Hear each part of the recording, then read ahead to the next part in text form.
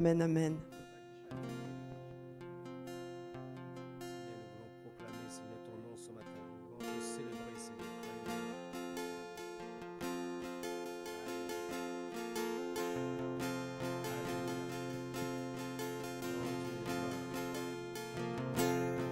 Seigneur, nous te célébrons ce matin. Nous proclamons le nom de Jésus ce matin. Alléluia.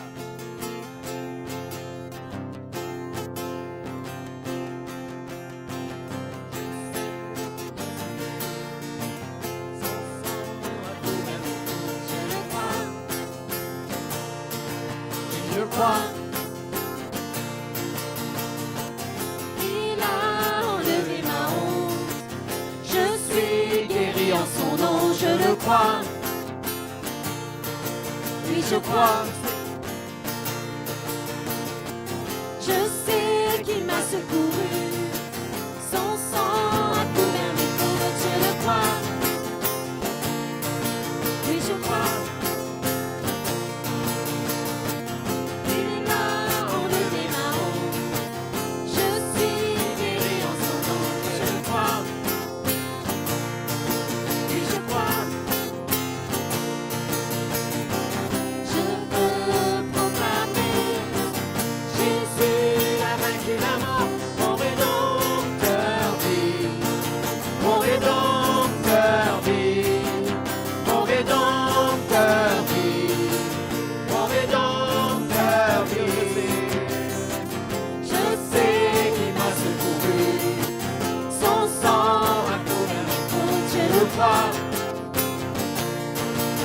Je crois, il a enlevé ma honte. Je suis guéri en son nom, je le crois. Et je crois,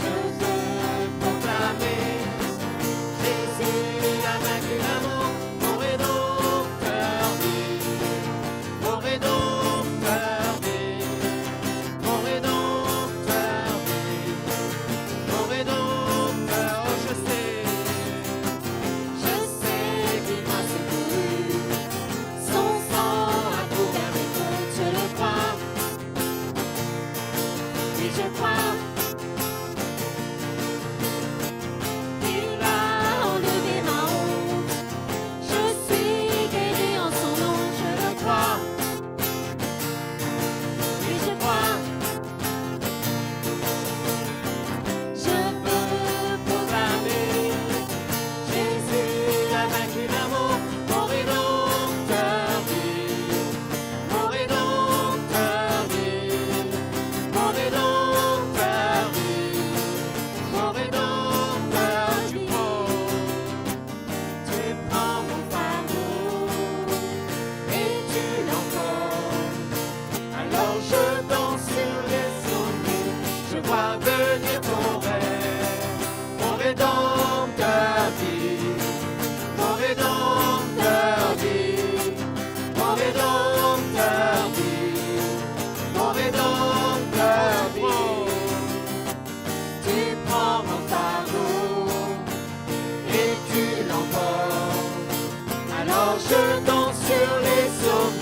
Je vois venir ton règne, mon rédempteur vit, mon rédempteur vit, mon rédempteur vit, mon rédempteur je sais, il m'a secouru, son sang a couvert mes fautes, je le crois, et je crois. Il a enlevé ma honte.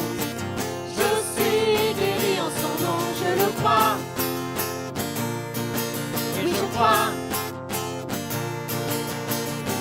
Je veux proclamer, Jésus a vaincu la mort, mon rédempteur vit, mon rédempteur vit, mon rédempteur vit, mon rédempteur vit.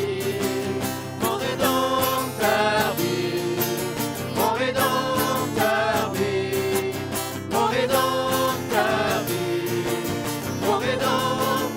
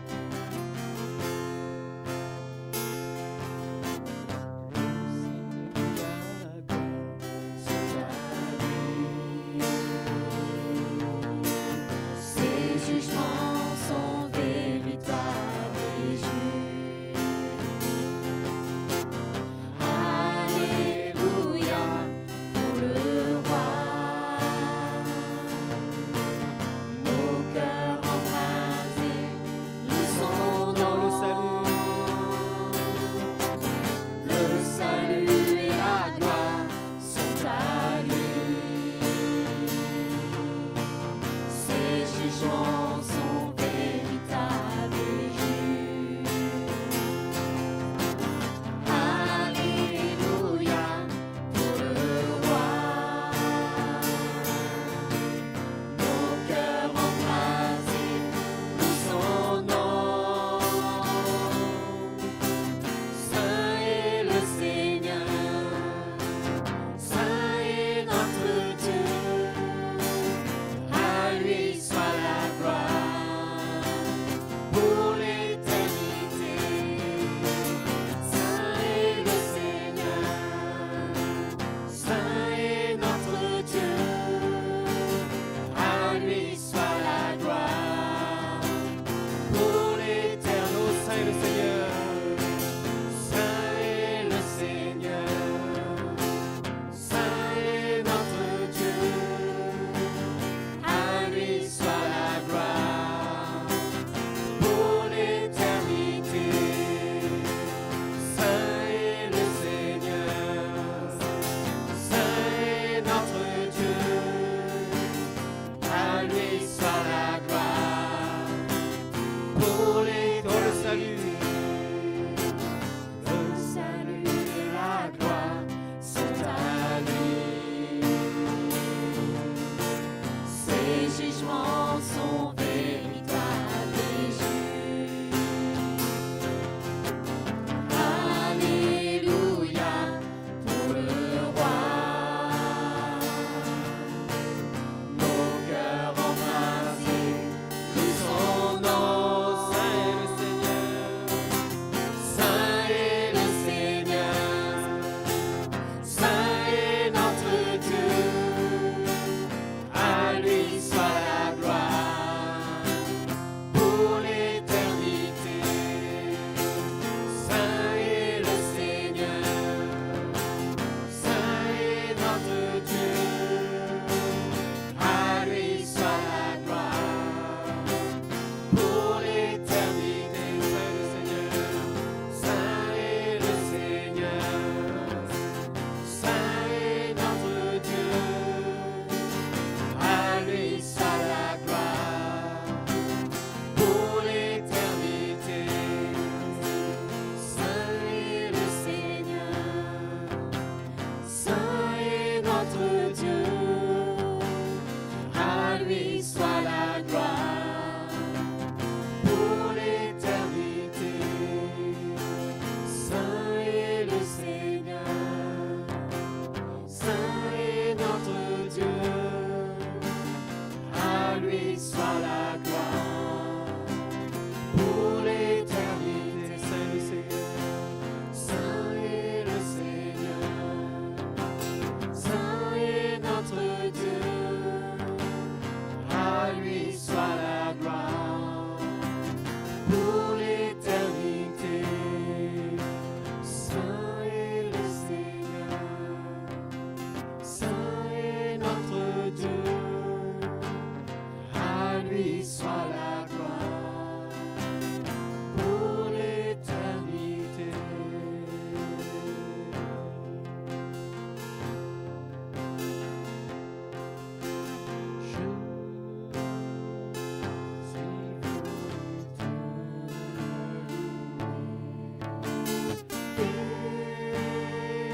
Exalter ton nom, t'adorer Dieu.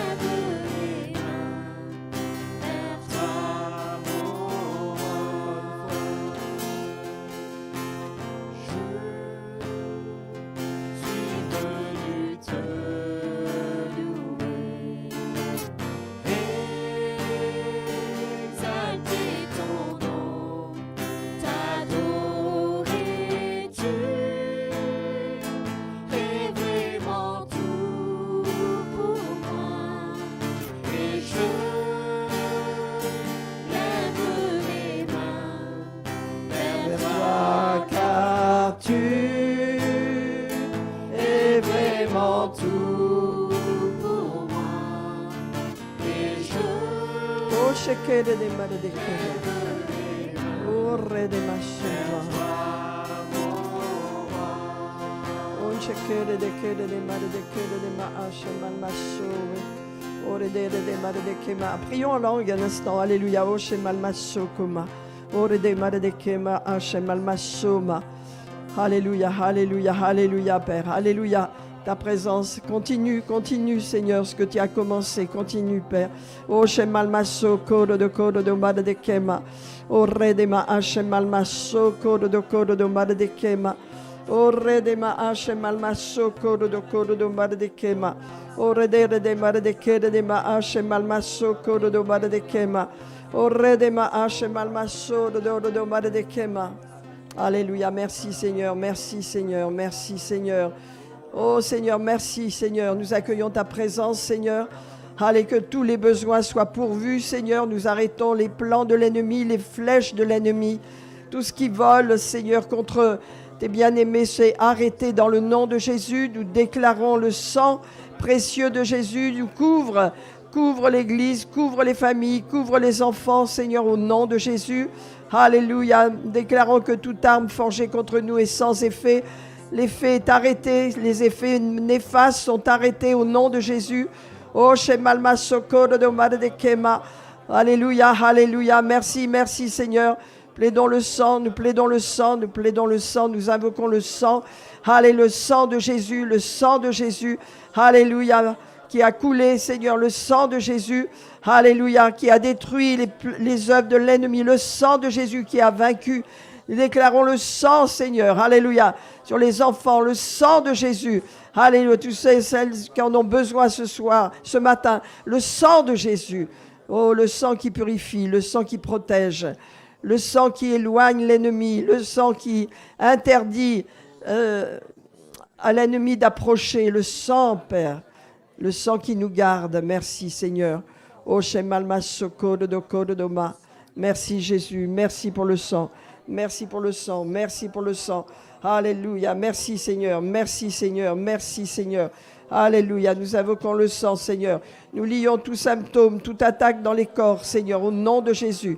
C'est arrêté Seigneur, alléluia. Ce que le diable veut faire est renversé, détruit, arrêté dans le nom de Jésus. Seigneur, nous prions un renversement des situations, un renversement. Alléluia, Père, dans le nom de Jésus. Oh, Shemalmaso, merci Seigneur, merci Seigneur. Renversement au nom de Jésus. Oh, Redema Shemalmaso Koma. Merci Jésus, merci Père. Alléluia, merci Jésus. Nous nous tenons sur un roc solide, Seigneur. Nous nous tenons sur un terrain saint. Alléluia, merci Seigneur. Alléluia, merci Jésus. Merci, nos yeux sont sur toi ce matin, Père. Alléluia. Frères et sœurs, nous allons, alléluia, nous asseoir dans la présence de Dieu. Merci beaucoup. Alléluia.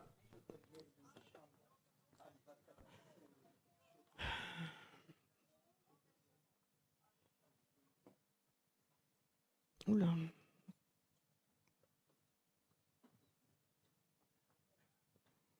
Alléluia. Eh bien, bonjour. J'espère que vous allez bien. Donc, qu'est-ce qui se passe?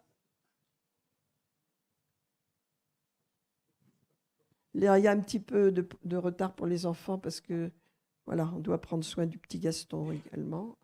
Donc, c'est pourquoi c'est que maintenant, les enfants, vous pouvez y aller. Alléluia.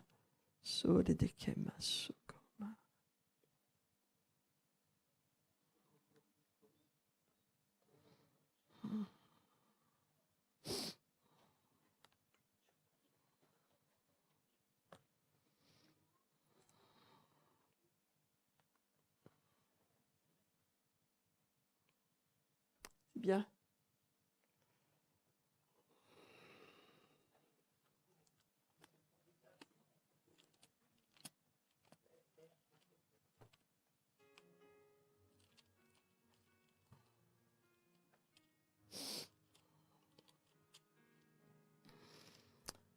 Alléluia, merci Seigneur, merci Seigneur, merci Seigneur pour ta présence.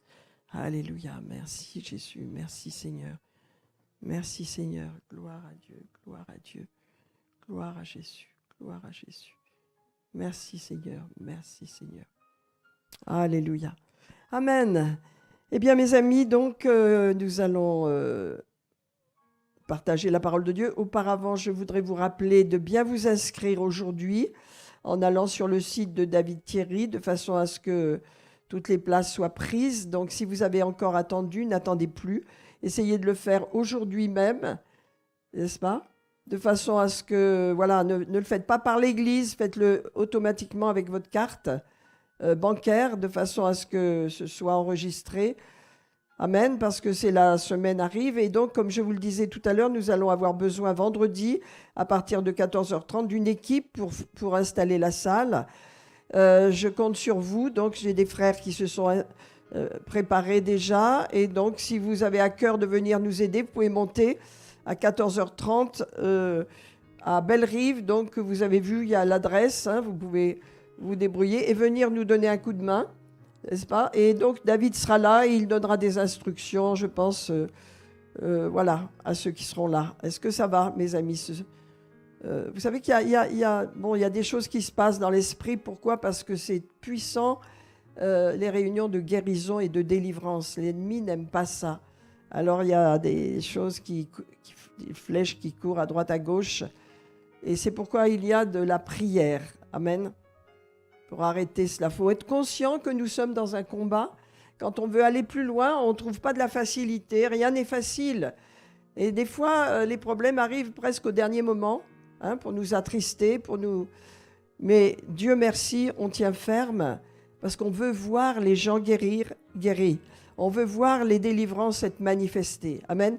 Alléluia. Ce n'est pas pour nous, c'est pour eux. C'est pour l'œuvre du Seigneur. C'est ce que Dieu veut, n'est-ce pas ? Alors donc, voilà, nous allons en reparler encore tout à l'heure. Je vous encourage à nous aider, à être actifs. Et nous allons partager la parole de Dieu ce matin. Alléluia. Et mon titre s'appelle « Après la résurrection ». Que s'est-il passé après la résurrection ? Amen. Seigneur, je te remercie pour ta parole. Je te remercie de nous aider à voir clair, Seigneur, dans ces temps, à comprendre, à être vraiment... ce que tu veux que nous soyons, Seigneur, les yeux fixés sur toi, Seigneur, motivés, alléluia, fortifiés, encouragés, Seigneur, et surtout vainqueurs en toutes circonstances, Père. Nous te remercions et nous te rendons toute la gloire pour ce que tu fais, pour cette parole, Père, au nom de Jésus. Amen, amen. Alors, mes frères et sœurs, prenons acte 1.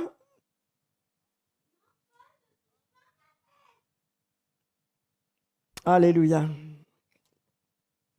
Au verset 3, donc c'est Luc qui écrit à son ami Théophile, n'est-ce pas ? Il veut lui faire un rapport complet de ce qui s'est passé. Et il lui dit bien sûr qu'il a commencé à écrire dans le premier livre, c'est l'évangile de Luc, mais ensuite il veut partager ce que les apôtres ont fait, sur les actes des apôtres.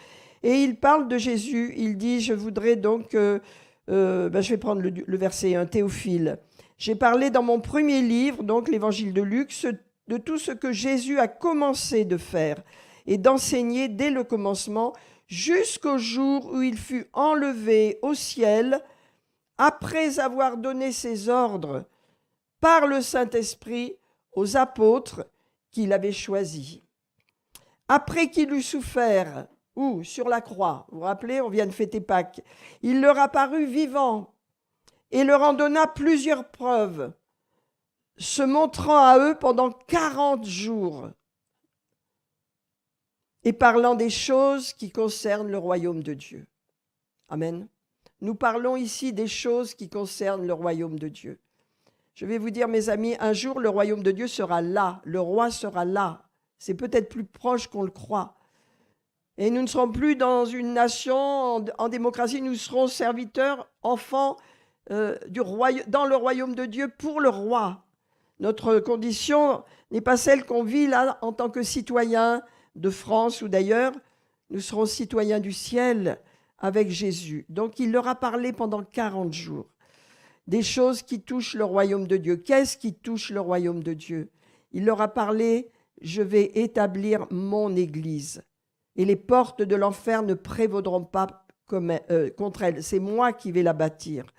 L'Église, ça n'est pas une dénomination, n'est-ce pas? Elle n'est pas à Rome, elle n'est pas au Moyen-Orient ou ailleurs. L'Église, elle est bâtie sur les apôtres juifs, sur Jésus-Christ et les apôtres, les 12 apôtres, n'est-ce pas, qui sont témoins de la résurrection de Jésus. Jésus bâtit son Église sur ce témoignage de ces 12 apôtres, de ces 12 témoins qui l'ont vu ressusciter, qui l'ont touché, qui ont parlé avec lui, qui ont mangé avec lui, qui ont été proches de lui, n'est-ce pas? Et il leur a parlé des choses qui touchent le royaume de Dieu. L'Église, nous parlons des choses qui touchent le royaume de Dieu parce que c'est notre appel et c'est notre but sur la terre, d'être citoyens du royaume de Dieu sur la terre. Nous ne sommes pas de ce monde, mais nous sommes dans le monde. Et il y a une mission, mes amis. Il y a quelque chose et Dieu veut réveiller nos cœurs de l'urgence qu'il a aujourd'hui. Alléluia. Afin que nous comprenions, que nous arrêtions de mettre toutes nos affaires prioritaires, nos familles, nos enfants devant tout, n'est-ce pas? Et Dieu derrière. Eh bien, il faut arrêter ça. Il faut arrêter. Moi, une fois, Dieu m'a parlé. J'ai eu 2 enfants, petits, comme tout le monde. Et on habitait en campagne, isolée. Mais le Seigneur m'a parlé. Mets-moi en premier, je vais me prendre soin de mes enfants. Et on n'a jamais, jamais mis nos enfants avant le Seigneur. Il a pris soin d'eux, on les a gardés, mais on n'a pas négligé l'œuvre du Seigneur une fois.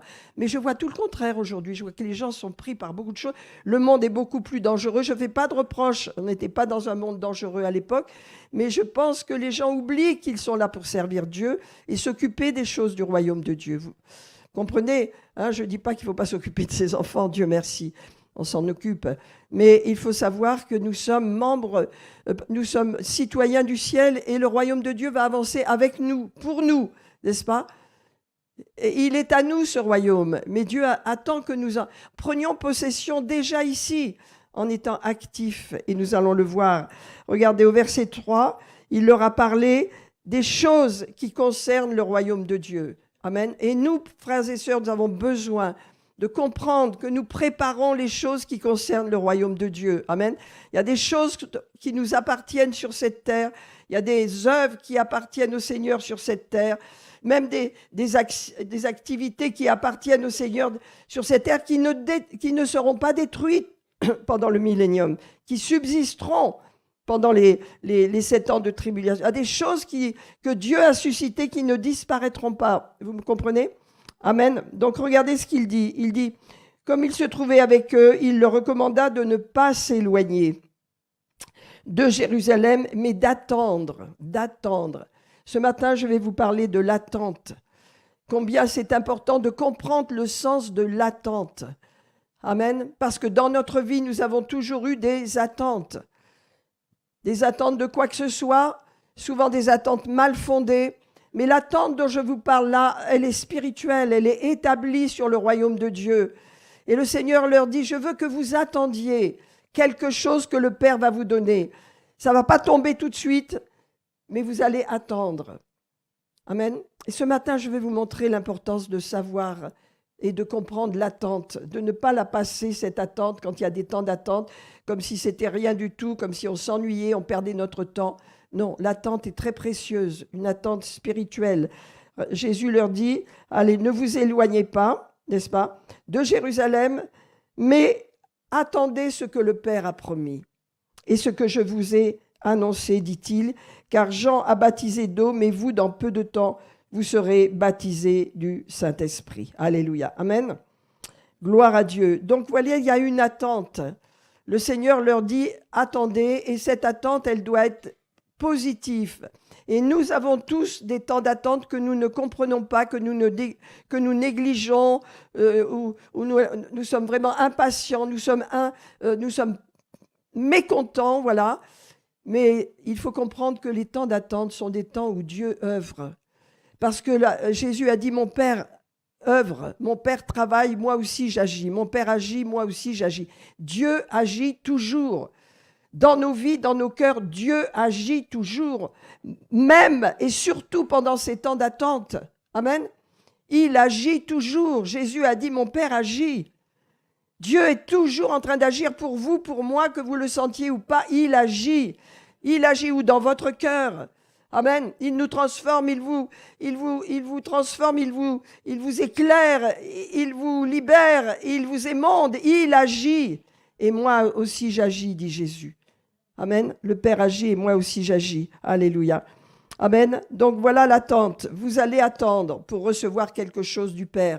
Mais il va falloir attendre. Regardez avec moi Luc 24. Luc. Alléluia. Merci pour l'attente, Seigneur, pour que nous comprenions le sens de l'attente.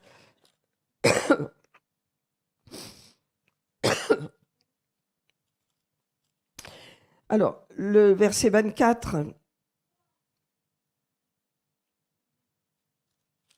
À partir du verset 36, vous voyez, les apôtres ont peur.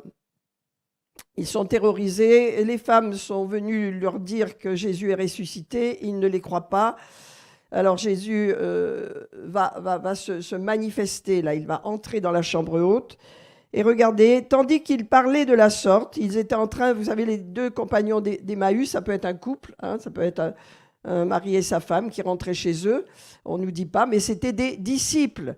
Voilà, ce n'étaient pas des gens qui étaient indifférents, ils étaient concernés totalement par ce que Jésus avait fait sur la terre. Ils étaient profondément déçus et Jésus les a rencontrés sur le chemin.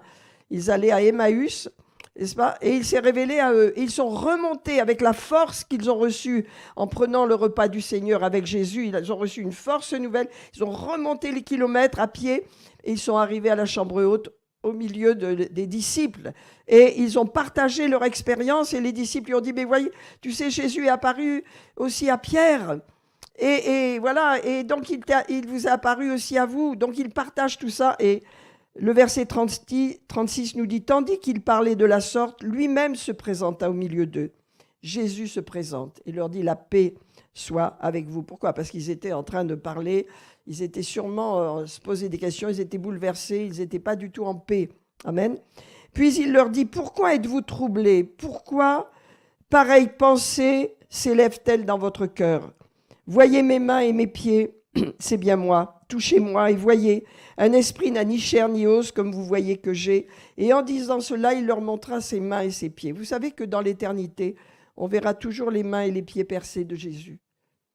La preuve de ce qu'il a fait pour l'humanité, pour nous. Ses pieds et ses mains percés, son côté seront toujours percés. Alléluia. Comme dans leur joie, ils ne croyaient pas, il leur dit, avez-vous quelque chose à manger? C'est pour leur montrer qu'il n'est pas un esprit. Et donc, ils vont lui donner du poisson et du miel. Et il va leur ouvrir l'esprit afin qu'ils comprennent les Écritures. Ça, c'est ça la nouvelle naissance. Il va leur ouvrir l'esprit. Alors, ils sont dans les sentiments, ils sont dans les émotions, ils sont attachés à Jésus dans le naturel. À partir de là, ils vont naître de nouveau. Ça va être autre chose. Voilà. Et regardez, il leur ouvrit l'esprit afin qu'ils comprissent les Écritures et il leur dit, ainsi il est écrit que le Christ souffrirait, qu'il ressusciterait des morts le 3e jour et que la repentance et le pardon des péchés seraient prêchés en son nom à toutes les nations, à commencer par Jérusalem. Amen. Et voici, il leur dit, vous êtes témoins de ces choses. Vous, les 12, les 11, hein, ils étaient 11 à ce moment-là, vous êtes témoins de ces choses. Et il leur ajoute, et voici, j'enverrai sur vous ce que mon Père a promis. Mais vous, restez dans la ville jusqu'à ce que vous soyez revêtus de la puissance d'en haut. Mais vous, attendez. Restez dans la ville et attendez jusqu'à ce que vous soyez revêtus de la puissance d'en haut. À partir de là, Jésus va rester avec eux 40 jours. À partir de là, on peut dire les disciples sont différents parce que la nouvelle naissance s'est manifestée. Il a soufflé sur vous, comme vous lisez dans un autre évangile de Jean, il a soufflé sur eux le souffle de vie. Ils ont eu leur esprit enfin ouvert, ils sont nés de nouveau. Amen. Et à ce moment-là, eh bien, le Seigneur les a enseignés sur tout ce qui concerne le royaume de Dieu. Ça veut dire qu'il les a enseignés sur la grandeur, la gloire de l'Église, de l'épouse de Christ, n'est-ce pas? Et il leur dit, je vais envoyer ce que le Père a promis, attendez. Amen. Donc c'est quelque chose d'important, vous voyez. Dans notre vie, nous devons comprendre ce que c'est que le royaume de Dieu. Le royaume de Dieu, c'est recevoir cette puissance dont on va parler bientôt à la Pentecôte, de façon à avoir une action, une action qui n'est pas n'importe laquelle, qui est dirigée pour le royaume de Dieu. Amen. Alléluia. Alors vous voyez, l'attente qu'ils vont avoir, c'est une attente active. Ce n'est pas une attente passive, on dit, bon, j'en ai marre, combien de temps ça va durer, je ne reçois pas ce que je voudrais. Vous savez comment on est. Mais ce n'est pas ça dont il est question. Ils vont avoir une attente active.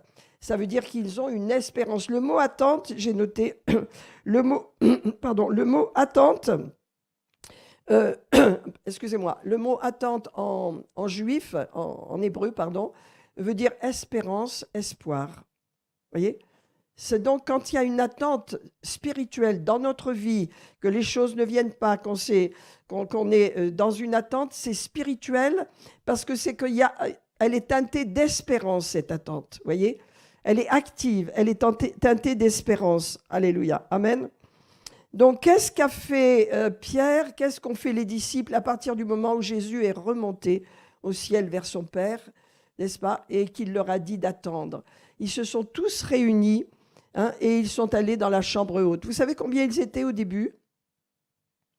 Ils étaient près de 500. Au bout des 10 jours qui ont suivi, il n'était plus que 120. Mais c'est ceux qui sont restés, c'est ceux qui ont attendu. Amen. Alors, qu'est-ce qu'a fait Pierre pendant cette attente ? Amen. Eh bien, regardez, on va le lire, si vous voulez, dans Actes. Toujours dans Acte 1. Ou acte 2, je ne sais plus, attendez, juste, je le prends là.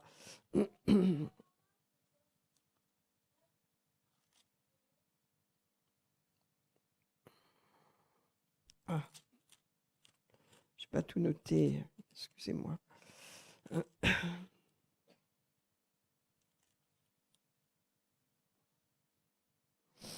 Voilà, le verset 15 du chapitre 1 de Actes.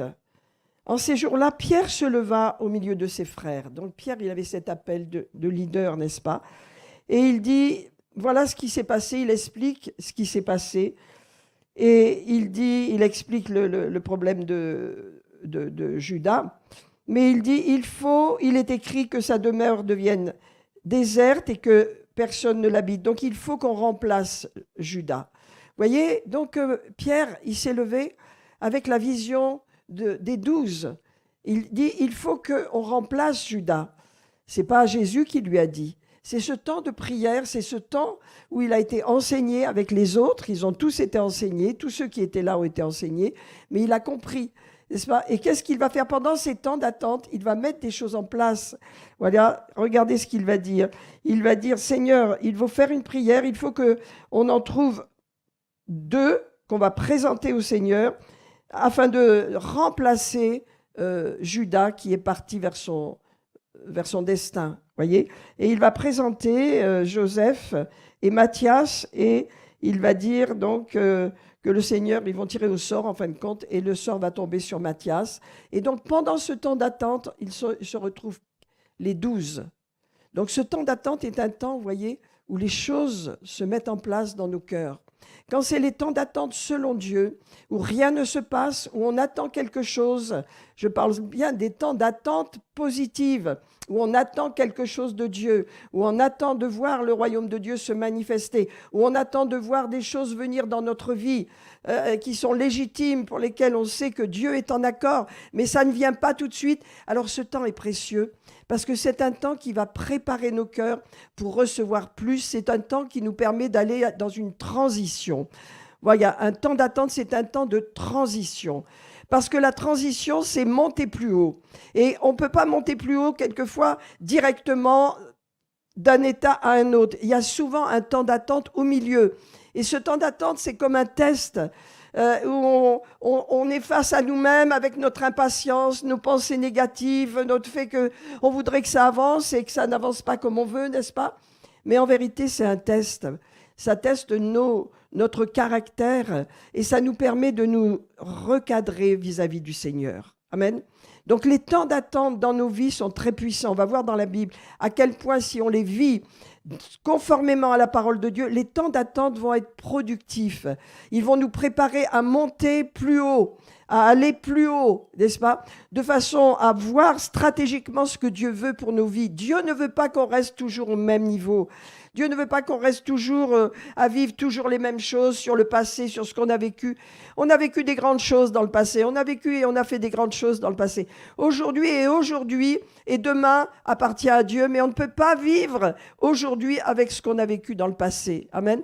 Il faut rentrer dans le présent de Dieu. Alléluia. Et donc, vous voyez, lorsque le Seigneur dit « attendez », il leur a dit en même temps « recevez quelque chose de neuf ». Attendez-vous parce que je vous ai enseigné, je vous ai parlé du royaume de Dieu. Maintenant, il va se passer quelque chose dans cette attente. Et quand la porte sera ouverte, vous serez prêts. Et c'est ce qui s'est passé. Alléluia. Donc l'attente annonce toujours une transition. Mais je ne vous parle pas de n'importe quelle attente, mes amis. Je vous parle d'une attente selon Dieu. Et dans votre vie, comme je vous l'ai dit tout à l'heure, Dieu agit, le Père agit. Dieu est toujours en train d'agir dans nos vies. Qu'on le sache ou pas, et souvent on ne le reconnaît même pas, mais il agit tout le temps. Et dans les temps d'attente, il est là avec vous. Il est là dans ce temps d'attente pour recadrer vos caractères, pour recadrer vos cœurs, pour nous remettre dans la position de pouvoir monter plus haut et de faire une transition. Est-ce que je me fais comprendre ce matin? Alléluia, amen. Je voudrais vous parler par exemple d'Esther. Esther, voilà, elle apprend par Mardochée qu'il y a un décret qui dit que dans tout le royaume de Perse, on va détruire, on va tuer tous les Juifs, il va y avoir un pogrom et on va récupérer leurs richesses pour le roi. Voilà, c'est Aman qui a décidé ça. Qu'est-ce qu'il faut faire? Qu'est-ce qu'il y a à faire? Et elle dit, mais je ne peux pas aller voir le roi. Comment je vais faire? C'est une question de vie ou de mort. Et donc, Mardochée lui dit, bah, écoute, c'est peut-être pour ce moment-là que tu es là, donc réfléchis. Donc, qu'est-ce qu'elle fait? Elle va attendre. Et elle va dire, on va décréter 3 jours. 3 jours de jeûne, je vais jeûner avec mes servantes parce que je ne sais pas quoi faire. Je sais que je dois aller voir le roi, je sais que je dois aider le peuple de Dieu, mais elle ne s'est pas précipitée, vous voyez? Et là, elle n'a pas couru pour dire, au secours, non, je vais aller voir le roi. Non, non, elle a attendu. Elle a jeûné 3 jours. Pendant ces jours, elle a reçu les instructions du Seigneur. Voilà. Les temps d'attente sont des temps, si on les passe de la bonne façon, et Dieu veut qu'on passe ces temps d'attente de la bonne façon parce que nous sommes ses enfants et que Dieu agit toujours dans nos cœurs. Il n'y a pas un instant où il n'agit pas dans nos cœurs. Il agit. Amen. Que vous le sentiez ou pas, il œuvre toujours, il agit toujours. Amen. Et donc, pendant 3 jours, elle a jeûné avec ses servantes et elle a reçu instruction. Et les instructions du Seigneur, ce n'est pas du tout ce que vous auriez fait. Invite Aman et le roi à un festin. Et puis, ne dis rien. Invite-les le 2e jour et ne dis rien. Et le 3e, tu vas parler. Et grâce à ça, le peuple d'Israël a été sauvé. Le peuple juif a été sauvé. Vous connaissez l'histoire. Les temps d'attente, lorsque nous les comprenons dans nos vies, ils sont productifs. Ils nous préparent à monter plus haut. Ils nous préparent aussi à être transformés. Amen. Alléluia. Regardez par exemple... il y a plusieurs choses. Il y a Esther, il y a Joseph, Joseph, donc le fils de Jacob, qui lui n'avait pas du tout envie d'attendre, n'est-ce pas? Il a dit à tous ses frères la vision et les visions qu'il a eues, mais Dieu lui a dit, tu vas apprendre à attendre. Je te donne des visions parce que je sais que tu vas devoir attendre. Tu as 17 ans, tu n'es pas prêt pour ce que je veux te faire faire, donc tu vas attendre. Il a attendu près de 13 ou 14 ans, je crois, mais il a dû attendre. Mais dans cette attente, ça a été positif. Ça a été une attente positive. Je vais avoir un peu d'eau. Merci. Excusez-moi. Merci.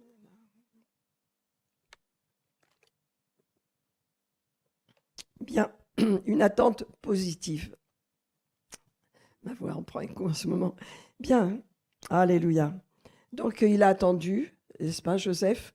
Et pendant 14 ans, comment il a attendu? Il a attendu de façon positive. Jamais il a douté. Il savait que le chemin par lequel il passait, c'était le chemin que Dieu avait pour lui. Donc, il a accepté le chemin. Amen. Je vous dis, l'attente, c'est toujours, quand on la passe avec Dieu, c'est toujours quelque chose qui nous prépare à quelque chose de plus grand en accord avec le royaume de Dieu. En accord avec le royaume de Dieu. Amen. Alléluia. J'ai beaucoup de sujets que je pourrais vous montrer, mais nous allons prendre par exemple Dorcas. Vous vous souvenez de Dorcas? Dorcas, elle faisait partie de l'Église et il y avait beaucoup de disciples là. Et voilà qu'elle tombe malade et elle meurt. Dorcas. Donc, qu'est-ce qui se passe? Les disciples se disent, non, moi, j'accepte pas, on n'accepte pas qu'elle meure. Eh bien, on va essayer de... on va essayer de savoir qu'est-ce qui se passe dans la région. Dans la région, il y a Pierre qui est à côté, là, dans la ville très proche. Et Pierre, qu'est-ce qu'il a fait? Il a guéri un boiteux. Alors, les disciples se réunissent et ils disent, il faut aller chercher Pierre. Parce qu'on refuse que Dorcas reste morte. Je ne sais pas si vous voyez le niveau de foi qu'il faut, mais ils ont attendu. Elle est morte, ils l'ont mis dans la chambre. Elle a été revêtue de ses habits pour être enterrée, mais ils ont dit non, on ne l'enterre pas. On va attendre. On va aller chercher Pierre, n'est-ce pas? Ils sont allés chercher Pierre et vous savez la suite. Donc Pierre a ressuscité. Dans les temps d'attente, il y a toujours quelque chose de miraculeux que Dieu veut faire. Il y a toujours quelque chose de Dieu, une semence de Dieu que Dieu veut mettre dans notre cœur, n'est-ce pas? Parce que ce sont des temps précieux. De la même façon avec Paul, n'est-ce pas? Paul a été converti, c'est Saul, il s'est converti à Damas. Ensuite, il est allé en Arabie. Ensuite, il est retourné à Damas. Ensuite, il est allé à Tarse. Il est resté là à Tarse. Et voilà qu'il y a une persécution à Jérusalem. Et donc, tous les disciples partent évangéliser partout. Et qu'est-ce qui se passe? Eh bien, Barnabas, qui connaît Paul, va le chercher. Et il est dit, pendant plus d'1 an, ils vont enseigner les églises à Antioche ensemble. Et regardez le acte 13, si vous voulez. Acte 13, c'est important parce que, vous voyez, ils ont attendu. L'apôtre Paul, dès le départ de sa conversion, il a su qu'il allait être apôtre des gentils. Il l'a su. Mais regardez le temps d'attente. L'attente qu'il a eue. Là, il est toujours dans l'attente et c'est une attente active. Voyez, avec Barnabas, ils ont enseigné et ils ont été actifs dans l'église d'Antioche. L'église d'Antioche sera son église, on peut dire locale, n'est-ce pas? Et regardez, il y avait dans l'église d'Antioche des prophètes et des docteurs. Et il est dit qu'il y avait Barnabas, Siméon, appelé Niger, Lucius, Manahem, et donc il y avait Saul. Pendant qu'ils servaient le Seigneur, dans leur ministère et qu'ils jeûnaient, le Saint-Esprit dit, mettez-moi à part Barnabas et Saul pour l'œuvre à laquelle je les ai appelés. Amen. Donc vous voyez, le moment était là. Ils ont eu leur temps d'attente, ils ont été actifs, mais ils savaient qu'ils avaient un appel, ils savaient qu'ils allaient partir dans les nations. Mais le temps d'attente les a préparés. Voilà. Et donc, ils ont pu faire la transition. Et quand le Saint-Esprit l'a jugé bon, ils ont dit, bon, vous pouvez y aller, vous pouvez partir. Amen. Tout ça pour vous dire, mes amis, alors là, on parle d'apôtres, on parle des prophètes, on parle des serviteurs de Dieu, mais pour notre vie, c'est la même chose, c'est les mêmes principes. Il y a des temps d'attente. Et ensuite, quand on est prêt, quand on a compris, quand on est actif dans les temps d'attente, avec cette espérance, bien sûr, eh bien, le Seigneur nous fait monter plus haut. Toujours, il nous fait monter plus haut. Amen. C'est toujours le temps d'attente avec Dieu, c'est toujours un temps d'attente qui transforme. Amen. Le temps d'attente, c'est un temps qui transforme. Qui est-ce qui sait de quoi je parle? Les temps d'attente. On en a tous. Amen. On en a tous eu et peut-être on est dans un temps d'attente actuellement. Alors ce temps d'attente, il faut le vivre d'une certaine façon. On ne peut pas le vivre, comme a vécu Saül, le roi Saül, hein, qui est devenu furieux et qui n'a pas été capable d'attendre le temps de Dieu et qui a sacrifié. Vous savez, quand il y a eu la guerre avec les Amalécites, Samuel lui a dit, tu passes tout par interdit, tu détruis tout, tu ne gardes rien. Mais lui, il a jugé que non, il ne venait pas assez vite, Samuel, donc je vais prendre sa place. Voilà, il a dit, je vais prendre sa place. À cause de ça, il a été déchu. Il n'a pas su attendre. Voilà. Et dès qu'il a fait ce qu'il ne devait pas faire, c'est-à-dire prendre et offrir le sacrifice à la place de Samuel, Samuel est arrivé. Mais c'était fini pour lui. Amen. Après, les mauvais esprits sont arrivés. Les temps d'attente sont importants, mes amis. Toujours des temps pour monter plus haut. Mais c'est des temps précieux qu'il faut utiliser et en nous rapprochant de Dieu et en laissant le Seigneur parler à nos cœurs. Amen. Alléluia. C'est important. Quand Jaïrus vient vers Jésus et lui dit « Ma fille est en train de mourir, viens, Seigneur ». Il a dit « D'accord, j'irai, je vais aller chez toi ». Ils partent tous les deux. Hein? Et puis, entre-temps, tu as cette femme qui est atteinte d'une perte de sang qui touche son vêtement et tout le monde s'arrête, Jésus s'arrête, il s'occupe d'elle. Et Jaïrus ne manifeste aucune impatience. Pourquoi? Parce que le Seigneur lui dit « Ne crains pas, crois seulement, t'inquiète pas ». Et donc, il lui dit, dans les temps d'attente, il faut de la foi. Dans les temps d'attente, il faut continuer de croire dans les promesses de Dieu. Dans les temps d'attente, il faut simplement dire, Seigneur, ma vie t'appartient, donc je marche dans ce chemin, mais je continue, j'avance. Amen. Et donc, Jaïrus n'a témoigné aucune énervement, impatience, non, absolument pas. Il a laissé Jésus faire ce qu'il avait à faire. Et ils sont arrivés jusqu'à la maison. À la maison, tout le monde pleurait. Ça y est, elle est morte, elle est morte. Et donc Jésus a dit, garde les yeux sur moi. Il est rentré dans la maison. Il a prié et la petite est ressuscitée des morts. Amen.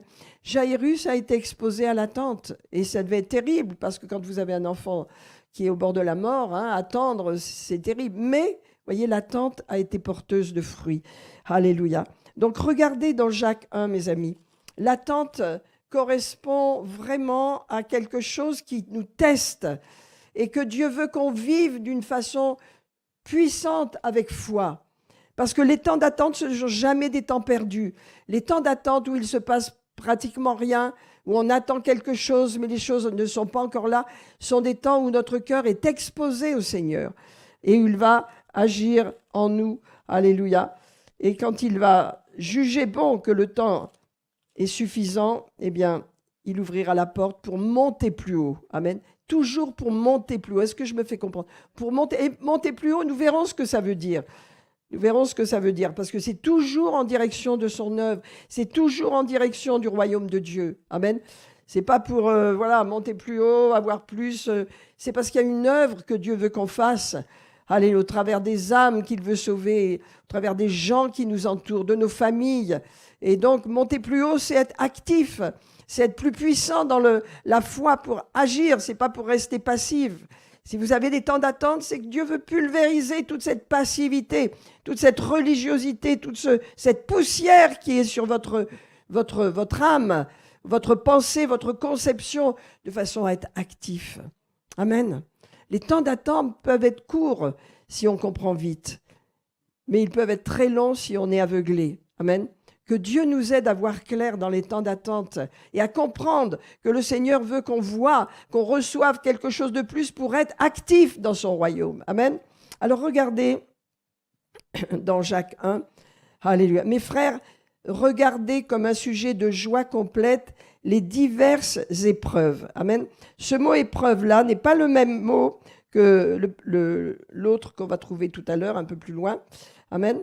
Ce mot épreuve-là se dit pairamos, ça veut dire les tentations, les diverses tentations qu'on peut avoir, les diverses oppositions qu'on peut avoir, les diverses adversités qu'on peut rencontrer, les diverses afflictions par lesquelles on peut passer, ce sont des épreuves. Amen. C'est les épreuves de la vie, c'est les difficultés de la vie.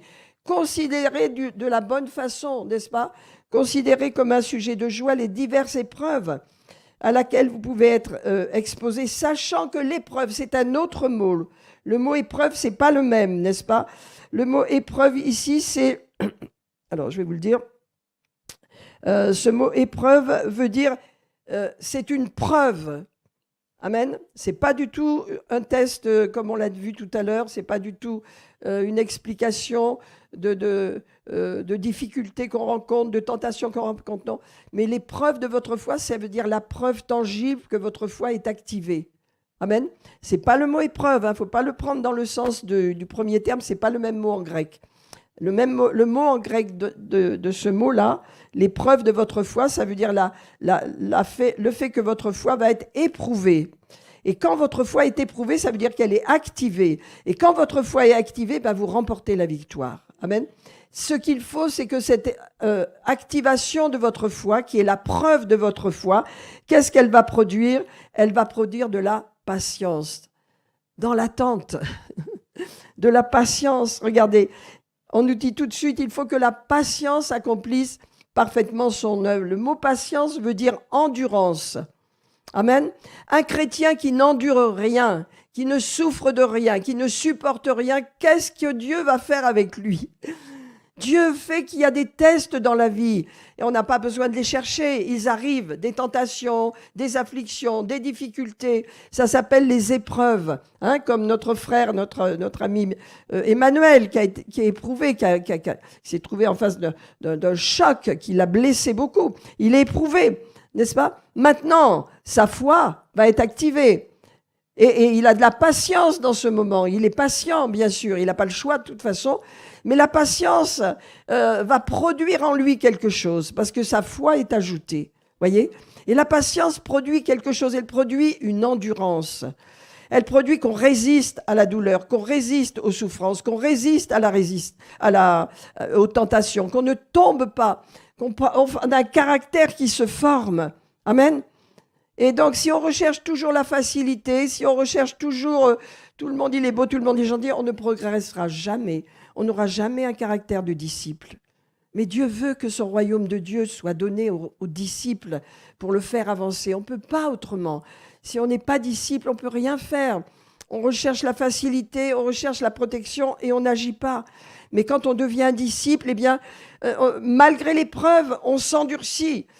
Pas de la mauvaise façon, mais on devient plus fort dans l'épreuve. On peut dire qu'on prend de l'endurance, c'est le mot exact. On devient endurant.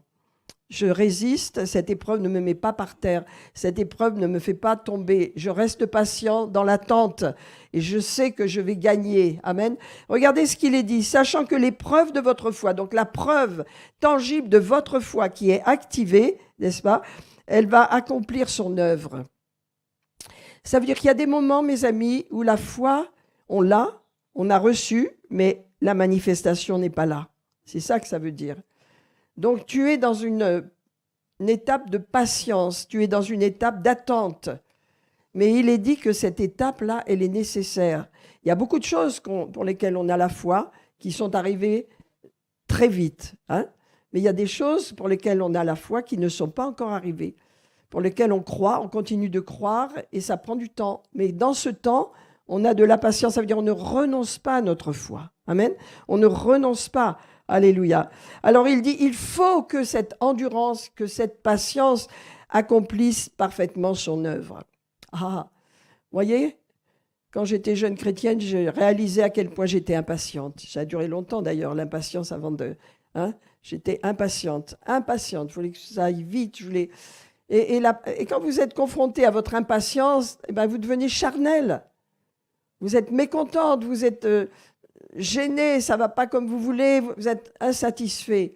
Amen. Et puis vous apprenez de Dieu, parce que Dieu est toujours en train d'agir en nous. Toujours en train d'agir en nous. Mon Père agit toujours. C'est une parole dans l'évangile de Jean. Mon Père agit toujours, moi aussi j'agis. Donc sachez qu'il agit dans votre cœur, il agit dans les circonstances, il agit toujours. Et dans les temps de patience, il agit. Amen. Alléluia. Dans les temps d'attente, il agit. Et il agit au travers de la patience, regardez. Car il faut que la patience accomplisse parfaitement son œuvre, afin que vous soyez parfaits et accomplis, sans faillir en rien.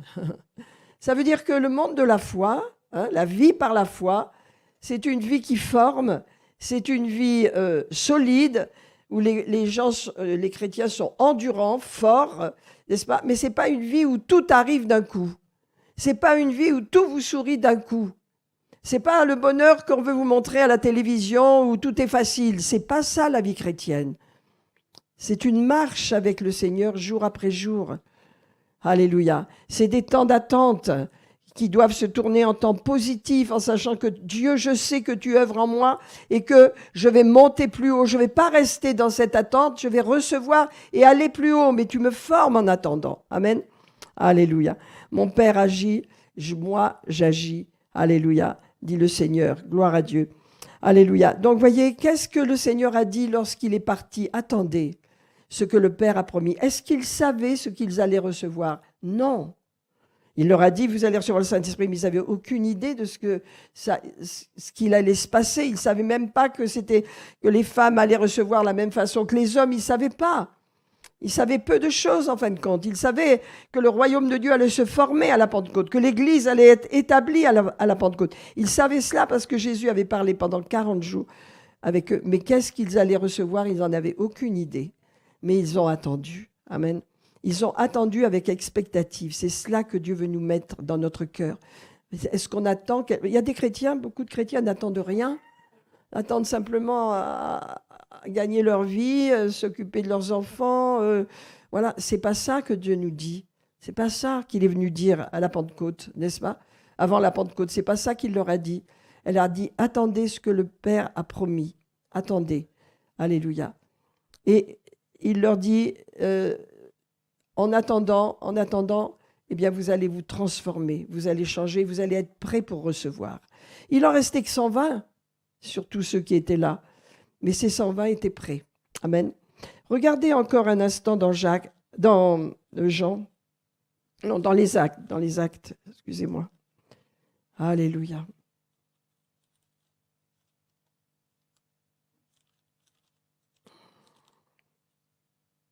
Alléluia. Le verset 8, on en reparlera bien sûr. Attendez ce que le Père a promis. Alléluia.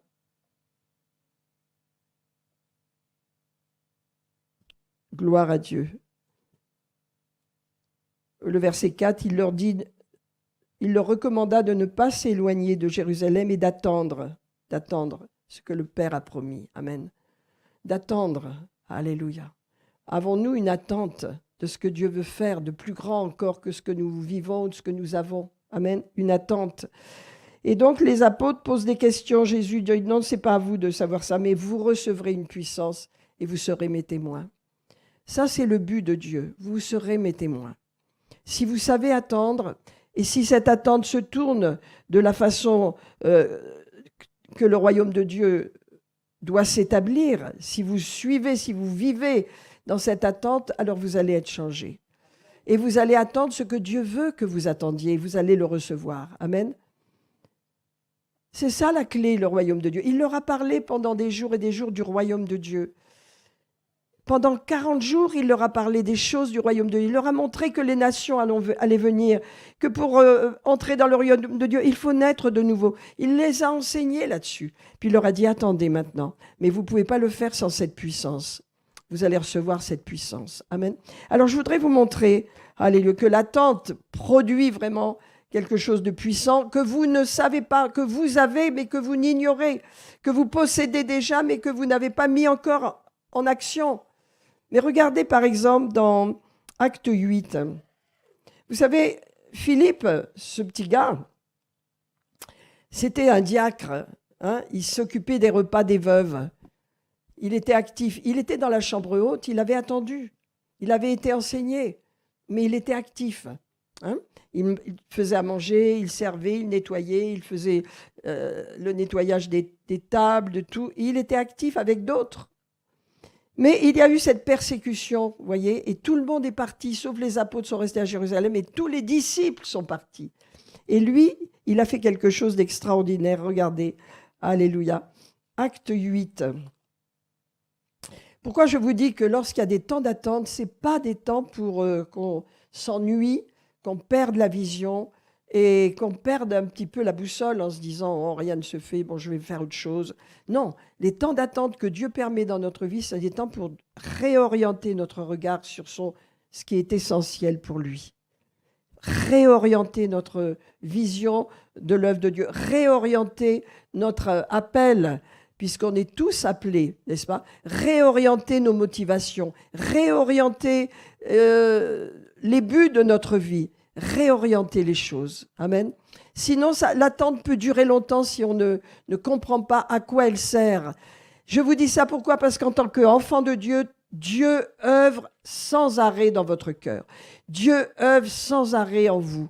Dieu continue d'œuvrer, continue d'œuvrer, continue d'œuvrer. Regardez dans Acte 8, alléluia. Eh bien, il est dit que, je ne sais plus si c'est Acte 8, que Philippe, je ne sais plus où c'est, en tous les cas, Philippe est parti pour évangéliser. Où est-ce que je vais le retrouver, excusez-moi. C'est 7, hein? Non, pas du tout, c'est bien 8. Voilà, aujourd'hui, c'est pas formidable, j'ai perdu mes notes. Voilà, le diacre, Philippe, j'y suis, c'est bien Acte 8. Donc, Philippe, lui, il est parti directement, et il s'est retrouvé dans une ville de Samarie, et il a prêché Christ. Il ne savait pas ce qui allait se passer, vous voyez ? Il savait simplement qu'il devait prêcher l'évangile, la bonne nouvelle. Il devait dire aux gens, voilà, Jésus vous a guéri, Jésus vous a libéré. Croyez en lui. Il a prêché l'évangile. Et qu'est-ce qui s'est passé? Eh bien, il y a eu une grande manifestation dans la ville. Les gens ont été guéris, les gens ont été sauvés. Et il y a eu des choses extraordinaires qui se sont passées dans cette ville de Samarie. Amen. Alléluia. Donc tout ça pour vous dire quoi? Pour vous dire que lorsqu'il y a des temps d'attente, le Seigneur, dans ces temps d'attente, veut vous montrer qu'il y a autre chose que votre quotidien dans votre vie. Il veut diriger vos cœurs, diriger vos pensées vers ce qu'il a mis en vous et qu'il veut utiliser.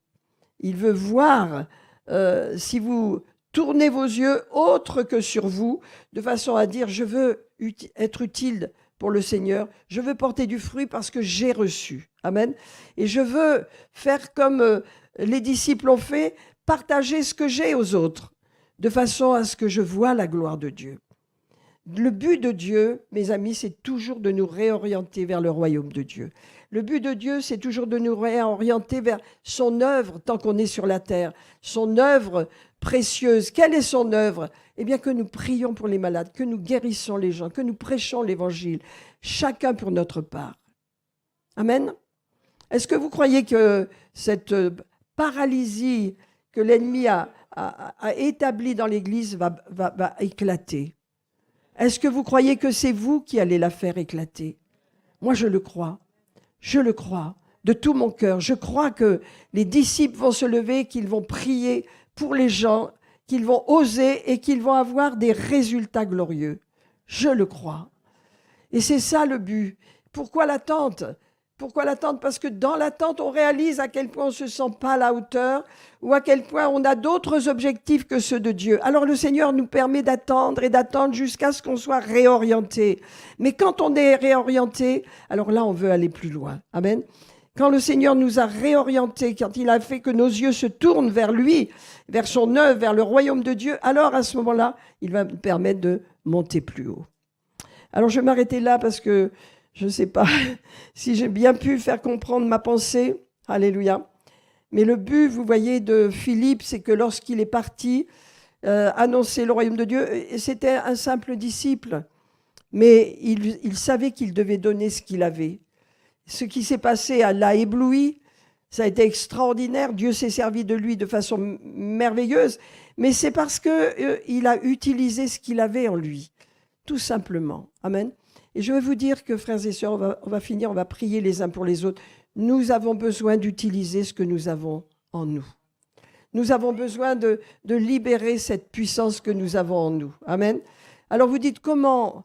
Peut-être il n'y a pas de problème dans votre famille, peut-être il n'y a pas de problème dans votre entourage, mais il y en a peut-être dans votre travail. Il y en a peut-être... il y a toujours des situations qu'on traverse ou que les gens traversent où on peut les aider. Mais si on ne sait pas libérer ce qui est en nous, eh bien, qu'est-ce qui se passe? On est indifférent, on passe à côté. Et on reste dans notre attente parce qu'on ne produit pas le fruit. Amen. Est-ce que vous croyez que dans l'Église, on peut apprendre ces choses et qu'on peut les mettre en pratique? Amen. Est-ce que vous croyez qu'on peut libérer les choses ce matin et qu'on peut prier les uns pour les autres? Est-ce que vous croyez qu'on peut se mettre les uns avec les autres en petite équipe et commencer à prier les uns? Pas en langue, je dis, à prier. Dire, je veux t'aider dans la prière. Dis-moi ton besoin. On n'a pas besoin de partager notre vie, hein, mais ton besoin. J'ai besoin de d'une direction dans mon travail, j'ai besoin d'aide dans mon couple, j'ai besoin que mes enfants soient en bonne santé, j'ai besoin de ci, j'ai besoin... Et on prie les uns pour les autres. Est-ce qu'on peut le faire ce matin? Amen. Alléluia. Afin qu'on soit actifs. Levons-nous, mes frères et sœurs. Levons-nous et libérons ce désir de prier les uns pour les autres. Amen. Alléluia. Amen, amen. Mettons-nous par petits groupes. Alléluia. En nous tenant par la main, mettez-vous par petits groupes et prions ensemble les uns pour les autres ce matin. Je libère l'esprit de prière, que nous puissions bénir nos frères et sœurs. Alléluia. Que nous puissions, voyez par exemple notre sœur, elle a une situation là pour son mari, priez pour elle, peut-être elle ne vous le dira pas, mais son mari veut venir à la réunion, mais c'est pas sûr. Priez, connaissez un petit peu les situations, aidez, demandez quelques questions et priez avec intention et Dieu va répondre. Alléluia. Merci Jésus, merci Seigneur. Gloire à Dieu, gloire à Dieu, gloire à Dieu. Viens. Oh, Shemalma Sokodoma. Seigneur, je libère la guérison, Seigneur. Je libère la provision de Dieu. Seigneur, Père, dans le nom de Jésus. Miracle. Ce matin, je dis un miracle, Seigneur. Plus de mal au ventre. Un popo marron. Père, un miracle. Je libère ce miracle pour petit chéri. Plus de douleur. David, viens passer. Tout va bien. Non, mais Dieu. Non, mais je sais qu'il a été aux urgences. Mais enfin, il n'y a pas de problème, pasteur. Seigneur, nous annulons tout diagnostic et toute parole mauvaise contre Gaston Père. Nous prenons autorité dans le nom de Jésus-Christ. Nous déclarons son transit est normal maintenant, Père. Il mange, il digère normalement, Seigneur. Nous te remercions pour Gaston. Il est sous le sang de Jésus. Aucune œuvre de l'ennemi ne peut l'atteindre, ne peut le toucher, n'a pas le droit. Nous l'interdisons ce matin, Père. Nous fermons toutes les portes. Nous arrêtons toute œuvre de l'ennemi. Tu n'as aucun droit et tu reprends tes armes et pars maintenant au nom de Jésus. Maintenant au nom de Jésus. Merci, Père. La guérison est relâchée maintenant, Père. Nous avons autorité en tant qu'Église et nous arrêtons et nous annulons toute parole mauvaise de la part de l'ennemi maintenant. Elle reparte à l'envoyeur, ne crée aucun trouble au milieu de l'Église, de la famille de pasteur, de Jérôme et Tessa. Il n'y aura aucun trouble contre ce séminaire et dans tout ce qui est prévu. La bénédiction de Dieu est relâchée. Et Gaston est totalement restauré. Libéré, aucune gêne, aucun symptôme, Seigneur. Tous les mensonges de l'ennemi sont brisés maintenant au nom de Jésus. Amen, Seigneur. Merci. Totale libération, Seigneur. Tout son corps, Seigneur. Tout son ventre, Seigneur. Tous ses intestins, son foie, sa vésicule biliaire. Tout est parfait, Seigneur. Alléluia. Tout est parfait au nom de Jésus. Plus de douleur maintenant. Plus de douleur. Et merci pour l'appétit qui revient, Seigneur. L'appétit qui revient. Au nom de Jésus. Amen. Amen. Merci.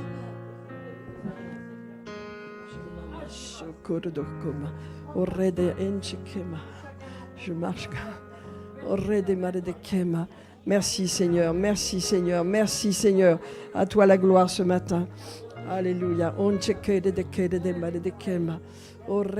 Merci Jésus, merci Seigneur, merci Seigneur. Alléluia, alléluia, alléluia. Merci Père. Alléluia. Vous avez prié pour la petite Angélie. Qui prie pour toi, Angélie? Personne vient, je vais prier pour toi. Alléluia. Merci. Seigneur, je la bénis dans son travail, dans ses études et dans sa vie, Seigneur. Je prie que la garde.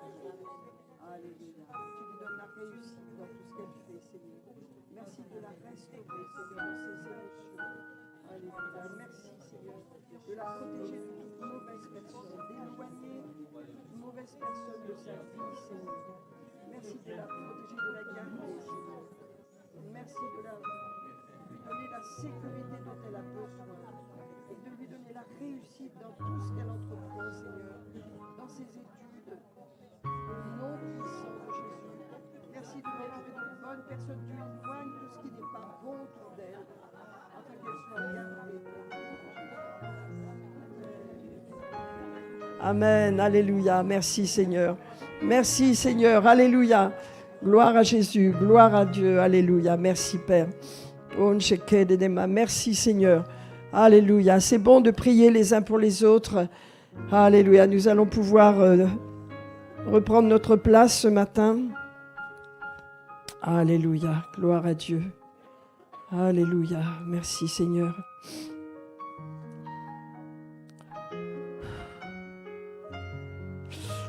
J'ai eu des problèmes avec.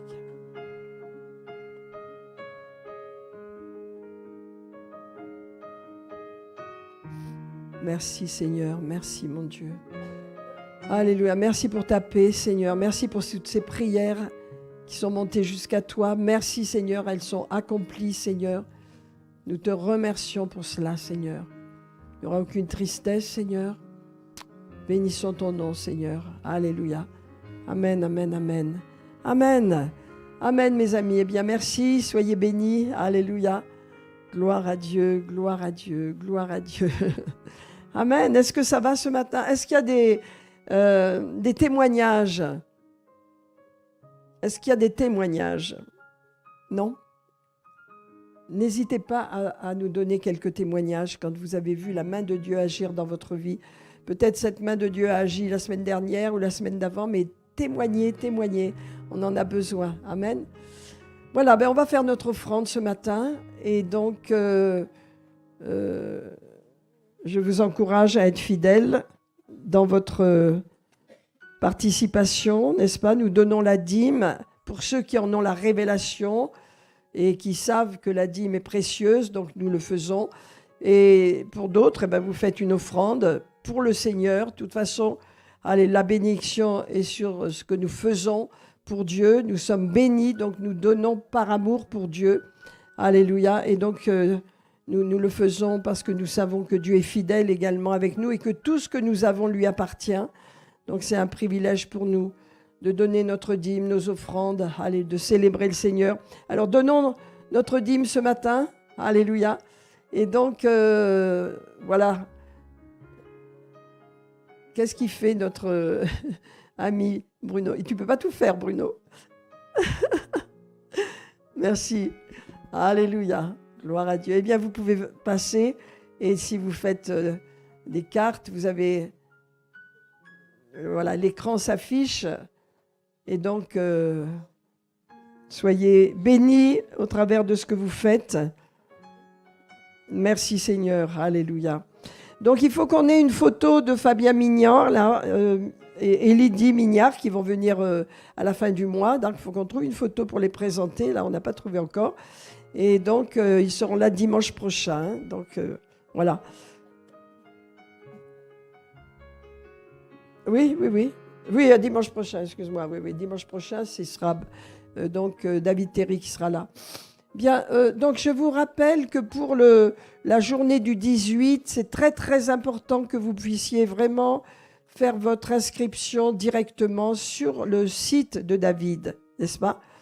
De façon à ce que tout soit réglé et qu'on sache exactement combien de personnes sont là.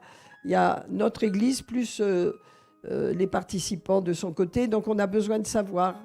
Donc, qui n'a pas encore fait son inscription et qui veut venir, bien sûr. Ah, Bernard, il faut le faire aujourd'hui, alors. Tu fais sur le... Non, à personne, tu vas sur le site de David Terry. Bernard, on n'a pas eu le temps d'en parler, c'est vrai. Alléluia. Donc, je vous encourage. Donc, je vais laisser la place à Tessa, mais entre-temps, faisons notre offrande. Prenons le temps. Alléluia. Donc, voilà Tessa.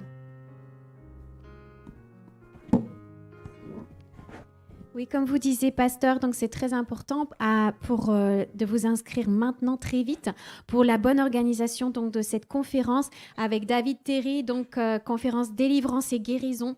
Surtout, inscrivez aussi vos proches, c'est très important. Donc, à la sortie sur le tableau blanc, vous avez le QR code que vous pouvez scanner et donc vous aurez le lien pour inscrire vous et vos amis. Et puis également, vous avez reçu un mail ou un texto sur WhatsApp avec le lien direct sur le site. vous le faites. Qui n'a pas reçu les informations, soit par texto, soit par email? Génial, donc tout le monde a reçu, c'est formidable. Donc, madame, alors il faut reprendre les coordonnées de la dame au blouson marron là-bas. Donc, il n'y a qu'une personne qui n'a rien reçu. Donc, maintenant, il n'y a plus qu'à, il faut vraiment vous inscrire aujourd'hui. Et on peut vous aider si jamais vous n'y arrivez pas, mais je pense que c'est simple. Et donc, le faire très vite pour vous et vos amis, c'est très, très important. Donc, ça aura lieu à l'espace Jean Dubessy, 2 rue de la Croix-des-Barres, donc à Bellerive. Et donc, de 9h30 à 19h30. Donc, c'est bien de participer toute la journée parce que vous savez que l'onction est progressive et que Dieu veut faire les choses en profondeur. Et donc, il faut du temps pour ça. Et donc, vraiment, consacrons ce temps au Seigneur, cette journée au Seigneur. Et donc, il y aura des pauses et donc, il y aura de quoi aussi se restaurer. Et c'est pour ça qu'on a besoin de vos inscriptions pour bien organiser tout ce qui va suivre donc, dans cette journée du 18 qui est déjà donc samedi prochain. Nous avons aussi le séminaire donc Prends ta place avec Virginie Gomez donc qui viendra de PCC donc pour vraiment nous encourager le 2 mai, samedi 2 mai à 19h30 et dimanche elle sera aussi avec nous pour faire le culte et elle veut vraiment nous encourager à prendre notre place dans la maison de Dieu, dans le corps de Christ et donc vraiment être actif et être activé. Donc elle a vraiment cette onction, elle sert déjà vraiment dans la maison de Dieu à Paris Saint-Chrétien et elle encourage vraiment les gens à prendre leur place et donc elle va le faire au milieu de nous, donc nous serons encouragés. Effectivement, pasteur disait Fabien et Lydie Mignard, donc ils sont des amis et donc ils viendront prêcher dimanche 26 avril ici, donc ce sont aussi nos amis de Ghana et donc vraiment nous serons honorés de les recevoir et d'entendre la bonne parole rafraîchissante. Mesdames, je vous dis déjà la date d'avance, donc que la conférence de femmes aura lieu le samedi 13 juin. Ici, elle sera suivie d'un repas à 18h. Cette réunion commencera tôt pour qu'on ait vraiment toute la soirée pour nous. Et nous aurons la conférencière donc, et la coach Elodie Mizidi qui sera avec nous, qui est déjà venue au mois d'octobre. Et elle va nous bénir, nous les femmes. Mettez bien cette date dans vos agendas pour penser à votre invité parce que souvent, on ne vient pas seul, on invite quelqu'un et vraiment, sa soirée sera formidable pour nous, mesdames. Voilà pour les annonces. Donc, en sortant, n'oubliez pas de vous inscrire aujourd'hui. Si vous avez de l'aide, besoin d'aide, vous pouvez venir me voir. Je vais vous aider. Il n'y a aucun souci ou vous m'appelez. Mais en tout cas, on est là pour vous aider. Il faut vraiment que les inscriptions soient bloquées très rapidement. Voilà, je laisse la parole à Pasteur. N'oubliez pas les petits livrets roses, les petits livrets d'évangélisation. Quelqu'un t'aime en secret, vous les trouverez à la sortie. Et servez-vous, prenez-en 3-4 et que vous ayez toujours de quoi donner à quelqu'un. Dans ces temps, c'est important. Il y a la prière du salut, il y a l'adresse de l'église, il y a tout. Et en plus, le message est puissant. Et donc, vraiment, servez-vous. C'est un livret pour bénir ceux qui ne connaissent pas Jésus. Voilà. Tessa, amen. Donc, je voulais vous dire aussi qu'au mois de mai, Louis vient avec une équipe de jeunes, une quinzaine de jeunes pour évangéliser et faire un culte également et continuer les relations qui ont été créées avec les jeunes. Donc, c'est, je crois, vers le 13 ou 14 mai, j'ai plus la date exacte, mais en tous les cas, c'est important. Donc, ils viennent en force et ils veulent faire quelque chose de spécial à cette période. Donc voilà, ils vont aller témoigner, ils vont aller parler, ils vont faire quelque chose. Donc je pense que c'est important que nos jeunes soient là, quand ils sont là, et qu'ils participent. En tous les cas, c'est un autre rendez-vous. Voilà. Pour ma part, je vous donne rendez-vous vendredi à partir de 14h30 là-bas. Donc vous avez vu l'adresse, elle est là. Oui, oui. On va continuer la prière, hein. Non, mercredi, non. On va continuer la prière lundi et mardi, hein, donc, parce que mercredi, David arrive et il faudrait que je passe du temps avec lui, puis il veut venir vendredi aussi pour parler avec vous. Donc, on continue la prière lundi et mardi, pour ceux qui sont d'ici et qui peuvent le faire. Et puis, vous avez toujours avec Patricia la réunion de prière du matin, qui est formidable, à partir de 6h du matin. Et donc, il y a quelque chose qui se fait là, d'extraordinaire. Et donc, vraiment, je vous encourage à continuer. Ça va porter beaucoup de fruits. Voilà. Et donc, autrement, on se voit vendredi à 14h30. Hein, donc, à Bellerive, là-haut, vous verrez, c'est c'est très visible, le centre. Autrement, qu'est-ce que je voulais vous dire d'autre? Je pense qu'on a fait le tour. On a notre réunion de prière mercredi soir, mais on va prier lundi, mardi, hein, et mercredi soir aussi, d'accord. Donc voilà, on tient tout ça dans la prière et on protège aussi la couverture du sang pour tous ceux qui œuvrent ici de façon à ce que l'ennemi n'ait aucune prise. Amen. Alléluia. Voilà mes amis, alors n'oubliez pas, on peut prendre quelque chose avant de se séparer et partager un petit peu les uns avec les autres. Soyez bénis, alléluia, que la grâce et la paix soient sur vous dans toute cette semaine, que cette semaine soit productrice, Seigneur, que nous puissions produire de bons fruits et que ce 18 avril soit une date importante où la gloire de Dieu viendra, descendra dans cette région et manifestera vraiment la gloire auprès de tous ceux qui seront là. Nous prions pour vraiment une abondance, Seigneur, une provision surnaturelle de miracles et de guérisons. Le 18 avril, au nom de Jésus, merci pour David Terry, qui sera au milieu de nous. Que ta grâce et ta paix soient sur chacun, au nom de Jésus. Amen, amen. Soyez bénis, passez un bon dimanche et prenez le temps de prendre quelque chose